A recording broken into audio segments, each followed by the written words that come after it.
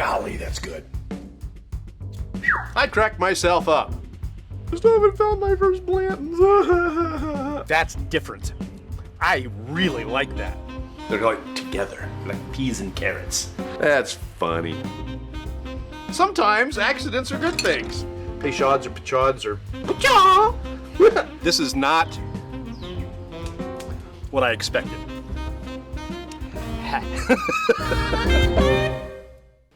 And hello, it is our normal night for a change, and it is Bourbcast night, and here we go.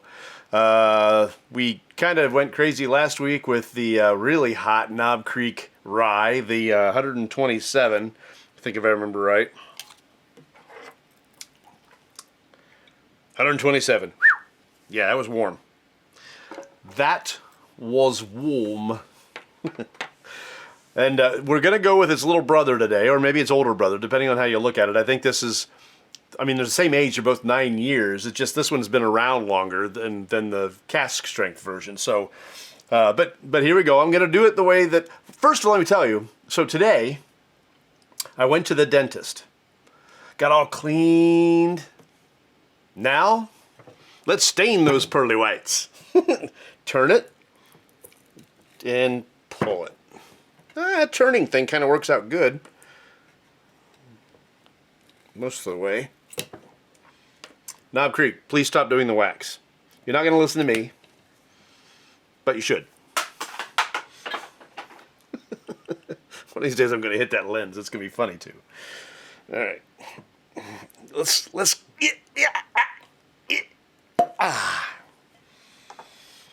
All right. I have failed, by the way. I still have not made any new ice spheres. I just got too much going on right now. I just haven't done it. I'm sorry. But we're going to compensate for it. You'll see. Stick around. And then, of course, we're going to show you what we're doing next week, which will cap off our Knob Creek series. I did get to Kentucky this week. And I looked at some of the Knob Creek they had there. There was one I wanted. I didn't get it.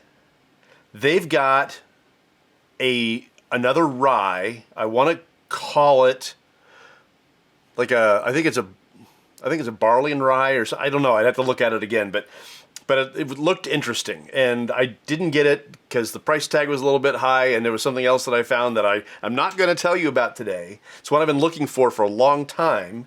And I finally found a bottle of it, so I bought that instead. Now, again, I'm going to keep that to myself. So, all right. Okay, so let's get into this bad boy. Before we do, I want to tell you something. Sazerac Company, the owner of the brands such as Buffalo Trace and Pappy Van Winkle, they've been named the American Whiskey Producer of the Year at the International Spirits Challenge for the 5th consecutive year.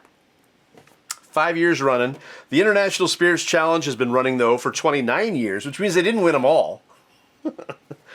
Awarding medals to the best spirits around the world via rigorous tasting and evaluation process.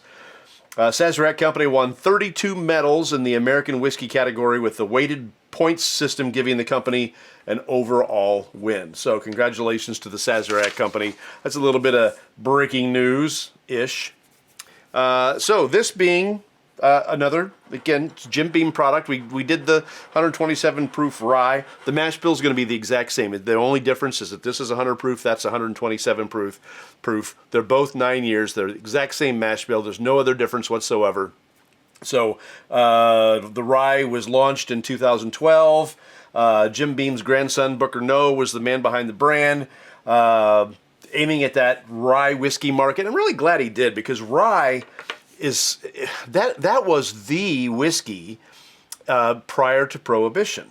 That's where all those fine mixed drinks were started, right? The Manhattan and the Old Fashioned and you know the Sazerac itself, which has a little bit of absinthe in it. Those were based on rye drinks. The whiskey that got bootlegged into the Cotton Club in Harlem was chicken cock, but it was a rye, because that's what you made cocktails out of, was rye. And then there was some bourbon that happened. It grew, but it wasn't as big as the rye in those eras. And then Prohibition happened. Coming out of Prohibition, the bourbon grew a little bit, but then into the 70s, that's where you started to see the clears. You know, your tequilas and your rums and your gins and your vodkas. They started to take over, and bourbon went bye-bye until really the 90s. And then it started to come back, thankfully. But David, hey, the neighbor, David's watching. How are you doing, David? I'm glad you're with us. We're doing the Knob Creek. You got to come over and drink it with me. I don't have room down here, but we could do it up on the back porch. It'd just take me a minute to move everything. All right, so mash bill on this. We did it last week, but we'll do it again. 55% rye, 35% corn, 10% malted barley. And the final product is a blend matured in newly charred oak barrels for 5 to 9 years. The 5, it's a 9-year. It is a 9-year. We mentioned this a couple of weeks ago. I want to say it's Jack Daniels that is sounding the alarm and the amount of white oaks that are growing in America right now. We really need to replenish the stock because whiskey's not going to go away. It's going to continue to grow, and it's a worldwide product from Scotch to Irish to Japanese to Canadian. You need white oak. So any entrepreneurs out there who'd like to start a brand new farm that you will not be able to harvest for probably 15 or 20 years, there you go. Think long term. Put it in your grandkid's name. All right, so let's get some Naj. Ooh. I like that. That, I think, has more nose than the 127 proofer that we tried last week. Yeah. Really nice cinnamon's popping out of that one. A nice caramel. Caramel, if you have a degree. Nice sense of vanilla. You wouldn't know this is a rye by the nose. 55% rye. It's a low rye, with the rest of it being other stuff. It's almost the lowest that you can get and still call it a rye.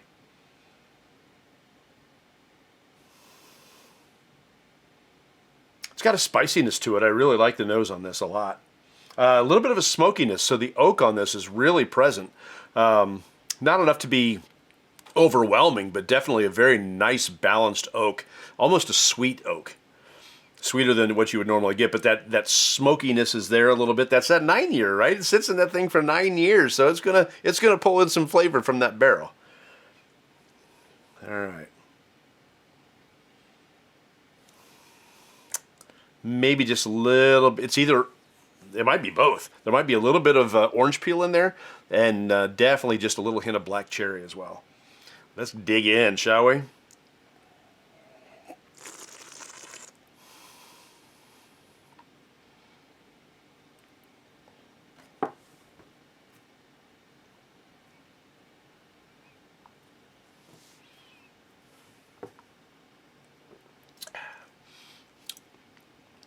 That's even got some punch. It's only 100 proof, but it's saying hello. Whew. Yeah. Knob Creek Rye is serious. Now, in all frankness, in all honesty, this is sober October. And I haven't had, but I think maybe 2 drinks since last time we got together, which would have been Friday. So my palate is probably a little bit suffering because I just haven't been keeping up on it. Good stuff. Yeah, it is. It is, and it's warm. For 100 proof, it's warm. This is definitely warmer than the bourbon at the same proof point. Again, now this is a fresh crack. It's going to be hottest on the palate on a fresh crack. Let this thing sit for a week or a month, and it's going to be completely different. It's probably going to calm down a little bit. It's going to do that when I add water to it as well, but maybe not a lot. We'll see. All right. I know you're watching, David, and I feel like I should have a cigar. I don't do cigars. If I smoke a cigar, I can't taste anything for like a week, so I'm allergic to them, I guess. I don't know. So you have to smoke a cigar for me, David, okay? All right. Best neat. Yeah. Yeah, we're going to find out, though. We're going to run it through the gauntlet and find out for sure. Let's give it another toke here. Toke? Tip. Let's give it a tip. Yeah, that's the wrong intoxicant.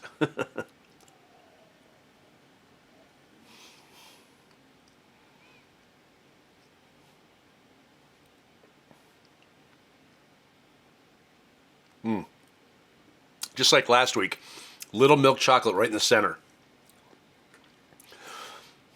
Yeah, everything else stands up. Golly, yeah, there's some orange in that. I think there's some black cherry too, but this is a beautiful pour. Really great flavors all the way around. We were talking about intoxicants, and I just happened to be in Cincinnati on Tuesday, and oh my gosh, I was still coming into the city on 7th Street, and I could start to smell the pot smoke everywhere. You get downtown, like up on Main Street, oh my word. The pot smoke is incredible. I don't see how anybody gets any work done. And you see the smoke rolling out of people's cars. It may be legal to smoke it in the state of Ohio now, but smoking while driving is still an offense.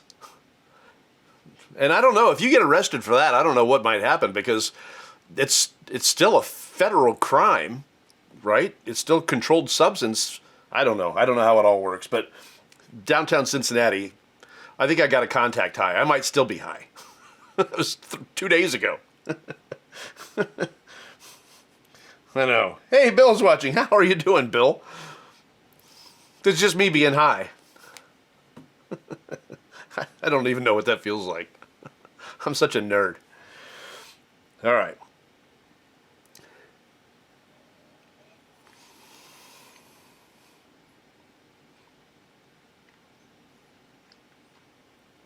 Yeah, that's wonderful. Beautiful cinnamons and caramels and honey and caramel and just little oak. That's really, really nice. Little fruit. That's beautiful. Being that it's sober October, I'm not going to go crazy here, so we're going to go ahead and get another pour. I've been doing all right. I've been doing great, and I am going to drink more tonight. I'm not going to lie. But I want to try to put on a good impression, right? It's not like I'm going to be dating you anytime soon. 3, one more, 4. Have to explain to your father what my intentions are with you. And the thing is, it's not with you. My intentions are with him, because if he's got a bar, I'm going to find his bottles. All right, I've taken that a little bit too far. 2019, I was on a film, and the place that the production was able to put me was in like this monster house, this mansion, freaking amazing, gorgeous. Like, how much do you make, dude? He made serious bank. He was loaded. Showed me where the bar was, and I didn't have time to drink anything. We were working 14-hour days on this film. Had to get there at 6 o'clock in the morning. Worked until 8? Sometimes longer. Sometimes 9, 10 o'clock a day if we had like nighttime scenes. Forget it. Jane's watching. Hey, Jane. But they showed me where the bar was, which was really kind of them, and they had some pretty good stuff in there too. I just didn't get a chance to drink any of it, which sucks, because you'd get back and your call time was, 7 hours away? You were supposed to get like a full turnaround. Like if you do a 12-hour day, you're supposed to get a 12-hour turnaround before you have to work again. Small films, that doesn't always work that way. They want to get it done, and they have a very small budget, and they got to get it done in the time that they have. You can't go and reschedule stuff. You got to pray that it doesn't rain on days that it's not supposed to rain, all that stuff. So sometimes you're working 14, 15-hour days. They bonus you for that. But you don't have time to go find the bar, relax for an hour or 2, have a number, start feeling like, I could sleep now. You can't do that when you're on a film. Some people do, and it shows in their work the next day. They're walking around going, like, I don't want any breakfast this morning, guys. Somebody go get my tripod. But Doc's watching. Doc, dude, how are you, my man? Good to see you. Yeah, really cool, really cool. Whole new contingent of people tonight.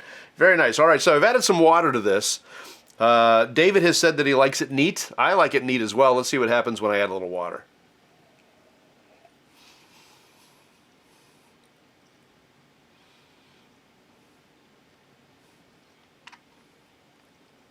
I didn't add much. 4 drops was it. Don't. It didn't kill it, but it didn't bring it together. It's much better neat. It's okay. I mean, the flavors are still there. It's still wonderful. Don't get me wrong. It took something away from it. Adding just 4 little drops of water is all it took to just take something away from it. So I'll just say don't. Just drink this one neat. It's 100 proof. If you have to add something to it, great. I'm not an ice guy. I don't like ice. You know, yes, there are some that are decent with ice, but I won't add ice to very many pours on purpose. I'm a neat drinker. There are a few that I'll open up with a few drops. This isn't one of them that I would recommend. It's okay. It's still good. It's just that much better neat. Just a skosh better neat. It has a little more presence, a little more body. It just shows up in different ways. Well, the same ways, just more of it, right? It's just not watered down. And 4 drops is all it took to do that to me. Would a little ice have the same effect? Well, I will tell you, Dave. Ellen's watching. Hey, Ellen, how are you? I will tell you, Dave, that when you add ice, and you probably already know this because you're an experienced whiskey drinker, but ice does 2 different things. Yes, if you use ice cubes and you have like several ice cubes, the amount of surface area that is exposed to the whiskey is greater. Am I have that right? No. The amount of... Depends on how many ice cubes you have. Like if I add this ice sphere, that has... Oop, that's melting. Has a little bit of surface area, right? And it's small. I know, I'm reusing it. But that has greater... Less surface area. I don't remember. I gotta have to look it up. But when you use ice cubes, you got all those individual cubes that are going to melt a lot faster. Where if you have one large ice sphere, it's going to melt a lot slower, which is going to dilute your drink a little bit less. Yes, you will have some of the same effect. Get out my sweet little whiskey rag here. Yes, you will have the same effect of dropping water into it. So you may lose a little bit of that. Right? Just like I did when I added water to it. And then, on top of that, when you add ice to it, you're going to mute the flavors. I firmly believe that whiskey is designed to drink it neat. Now, they do have a benefit of adding a little water to it to open them up. And in the last few weeks, we found a few that really were beautiful with a little bit of water. They just brought it all together, just made it more balanced, really, really turned it into something wonderful. This isn't one of those. And if I add ice to this, yeah, I mean, if you like a cold bourbon, it doesn't matter if you add ice or you put your bourbon in the freezer for a little bit or whatever, you're going to mute those flavors because it's cold. It's not meant to be served cold. Even though cocktails generally are shaken over ice and poured in a glass, or even with ice, like an old-fashioned or something like that. Some of those drinks are meant to be served over ice because they're cocktails. And they have the simple sugar in it, and they've got fruit juice in it, and they've got whatever, cherries and bitters and all that, and that's different. That's different. You may mute those flavors, but it works well with the ice. Just this with ice will mute the flavors and bring that profile down. You might enjoy it. There are some of them that I've done on ice that I did enjoy. They're few and far between, honestly. Michael's with, hey, we shall drink it neat. Good for you. Good for you. And Michael, Coachella Valley Mike checking in. Coachella Valley, the site of the latest assassination attempt. You thought you were famous for this big festival. No, no, no. People who don't know about the festival now know about Coachella Valley. What a bizarre situation. I thought about you. When I saw that on the news, I'm like, Coachella Valley Mike has got to be watching the news tonight. All right, so let's finish this up with the water on it.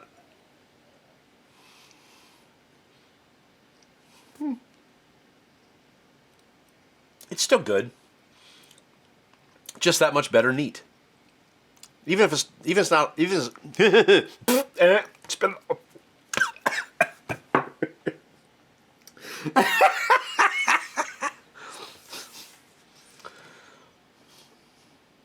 If I had like color bars, I would put those up right now and have it say technical difficulties. Please stand by. Doo. Got a little ahead of myself, I think. And a gorgeous ice sphere. That is, yes. So tonight is not quite as gorgeous because I cheated and I didn't make new ones again. Luckily, this one is melting, so I'm going to be only able to use this a second time, and then it's going to be gone. And that's the way they kind of are, because they're smaller, and then they just keep getting smaller, and I just end up using them, and they go bye-bye. But I'm running out, so I got to make new ice.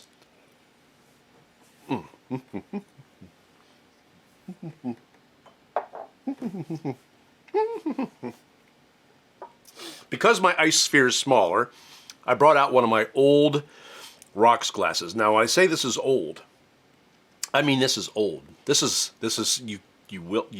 very unlikely you will find this glass anywhere. This is a vintage glass, a vintage rocks glass. It's got that small stem on it. It's just really lovely. And I knew that I hadn't made a new gorgeous ice sphere. So I have this little ice. Let me make sure it's... I put it in a warm container and it melted a little bit. It melted a lot a bit. Oops. Coachella Mike is talking to me. I live 3 miles from that location. Don't tell the feds that, man. Shh. Just shh. I'm here for you, Michael. I mean, Ben. Coachella Valley Ben. I'm here for you. I got you.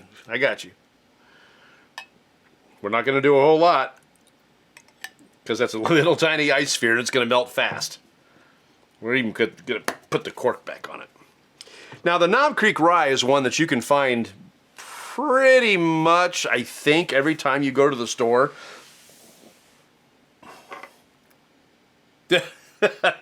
He posted the American flag. Yeah, that's right. He's a patriot. Leave him alone, feds. Leave him alone. He's a good guy. Look at that. He posted the American flag. Come on. Leave him alone.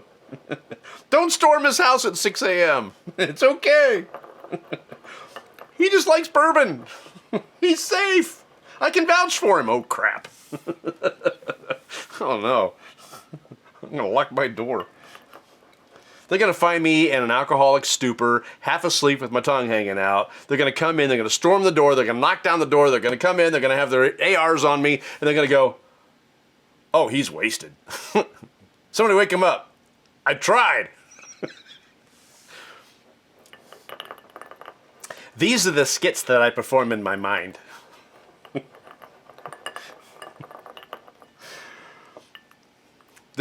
So if you're on YouTube, I apologize. I didn't get last week's episode up, so you're going to see 2 episodes come up in one night. Thank you for watching them both. And sharing and liking and hitting that bell, whatever they do on YouTube. I try to follow along. I do. There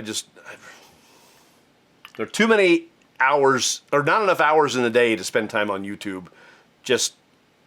So I was at the dentist today. I told you earlier I was at the dentist today, and now we're doing this so we can stain my teeth. But she was showing me, the dental hygienist was showing me all the things that makes her laugh on Instagram. I was telling her, I think Instagram's boring. She goes, well, you're not using it right. You got to use Reels. You got to look at the Reels. Okay. She says, my friend Heather and I were just cracking ourselves up and it was so much fun. And here's what I was showing her. And she showed me this one. I'm like, oh, that's, yeah. And she's laughing. She's laughing out loud. And then she goes to the next one. I'm like, oh, she's laughing. And she looks at me, you don't find this funny? I said, yeah, it's funny. It's funny. Well, why aren't you laughing? Because I'm not a laugher? There are certain things that make me laugh. Videos of people falling down on Instagram are not among them.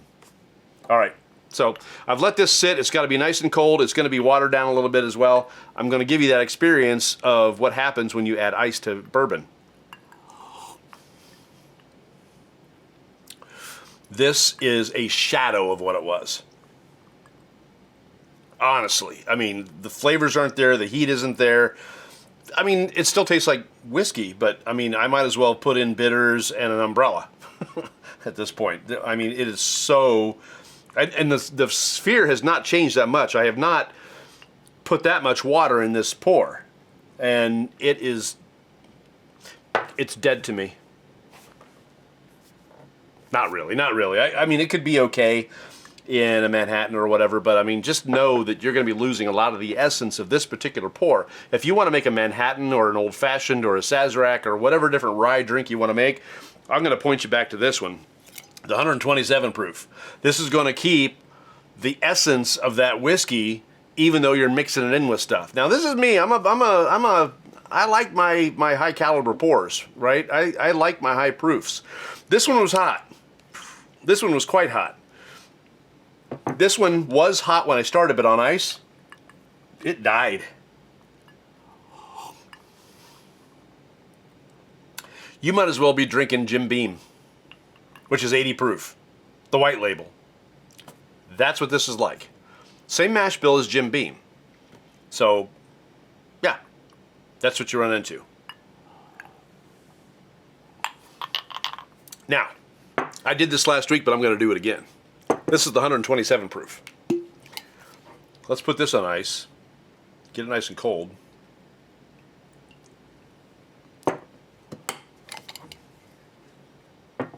People are talking. Gotta go. Great show. Thank you, David. Thank you for watching. I appreciate it. I'm glad you were here. We're going to spin this around, and then we're going to show you what we're doing next week, providing everything is normal, calendar-wise. I don't have control over my calendar anymore. Forget it. I've never been able to control my life. My life controls me, and I've been okay with that. That's been fine. I've enjoyed that. Just kind of go where life takes you. Grow where you're planted. Yeah.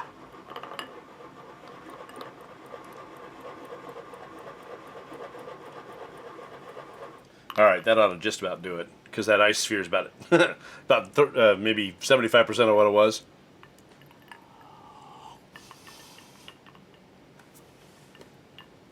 Yeah. Yes. You're going to put something in a cocktail, use the 127. Good night. The difference is night and day. That's beautiful. Still some smoke from that barrel.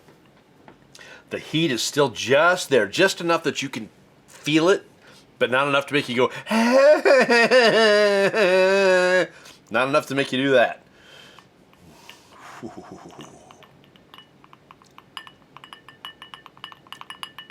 That's nice. That's good. Again, there are so many different cocktails you can try. There was one that I did that was actually really good. It was mixing bourbon and cognac. If you've never had bourbon and apple cider, there's so many different things that you can do, especially this time of year when it's starting to get chilly out, to enhance your bourbon drinking experience. If you don't want to, kill a great bottle that you would normally want to drink neat, your allocated stuff that's hard to find, then use something else. Old Granddad 100 proof bonded is under $30. The old Overholt Rye is $19 right now. Can you believe it? The 114 that I love so much is 19. It's under $20. $19.99, $19.79, 19 whatever the heck. It's inexpensive, and it's what my favorite rye. That 114 is really, really good. And shoot, this is the time of year for that. A little spicier than the Knob Creek, but not a lot. Not a lot. Just beautiful flavors. All right. Yeah, even watered down that much. Good night. There's some really great flavor there. Some great oak, great fruits. All your notes. It's the same thing. It's the same mash bill, and it holds up. There's still just a little bite to it with a little ice on it. That's nice. All right. So next week we're gonna go back. We're gonna go back and do one that we've done before but didn't actually highlight, and that would be the Knob Creek 12. This is a 12-year Knob Creek. It's going to be the same as the bourbon. This is not a rye. This is the bourbon. Same mash bill as the bourbon, which is 75% corn, 15% rye, 10% malted barley. So that's higher corn, much lower rye, and the same amount of malted barley. But this, of all of the Knob Creeks, the Knob Creek 12 so far has been my favorite. Wait a minute. Let me slow that down. It's right up there. Boy, I like the single barrel reserve of the bourbon and the rye. I do like those a lot. This, I don't know. We'll find out next week. We'll find out if this is still my number one Knob Creek pour or not. And we're going to give it the fair review, which we may not have done before when we did the Knob Creek 12. We're going to put it on water, put it on ice, give you the notes all the way through. You kind of already know the history. We've been doing Knob Creek all month long, and the history is the history on all of it, right? It's part of Jim Beam. It was introduced back in the 90s, and, it's part of that small batch series that Knob Creek, the Baker's 7-year, the Booker's, and the runt of the family, I was hoping that if I filibustered my way through it, I'd be able to find out what it was. It's right there. I see it. It's an 80 proof. It's an overpriced pour. I don't like it. It's not horrible, especially the toasted. I totally lost it. It's gone. Shoot. I'll get it back. I'll get it back before we're done. Anyway, so this is next week, the Knob Creek 12-year. If you have any of this, open it up and drink it with me. If you don't have any, see if you can find some. They normally have it in Indiana. So, road trip, go get you some so that you can drink this with me, because I think you're going to find it. I like this one better than the 15-year. Basil Hayden. I remembered. Justin, I'm glad you're here, just as we're getting ready to wrap up, but that's okay. We're Memorex here, so we get done here, and you'll be able to go back and watch it again on Facebook, and then later on tonight, it'll be on YouTube, and that handle, youtube.com, and then it's like the handle thing, the @Beautiful Bourbon. We'll have it up there. Last week's, which was the Knob Creek cask strength straight rye whiskey, that will be put up tonight, as well as this one. So check that out. Next week, the Knob Creek 12. Check that out. We will see you then. I knew I couldn't get through this without a burp. It's just a thing. I burp. Somebody's talking. Better late than never. I would agree with that. I'm glad you're here. Quick assessment on the Knob Creek 100 proof Kentucky straight rye. Real quick Cliff's Notes. Great neat. Still really, really good with water, but not as great. On ice, it disappears. I prefer the cask strength 127 proof for anything that you put it on ice, because then it still has some presence to it. That's all I'm going to do. You have to watch the rest on Memorex. Thank you, Justin, for joining us, as well as Ellen and Dave and Bill and Coachella Mike and all the rest of the gang that came along for the ride. I do appreciate it. You could be doing anything else, and you're here with me. And gosh, you know, your friendship and your camaraderie means a lot to me. So thank you for that a lot. We will see you next week with the Knob Creek 12 right here on Beautiful Bourbon.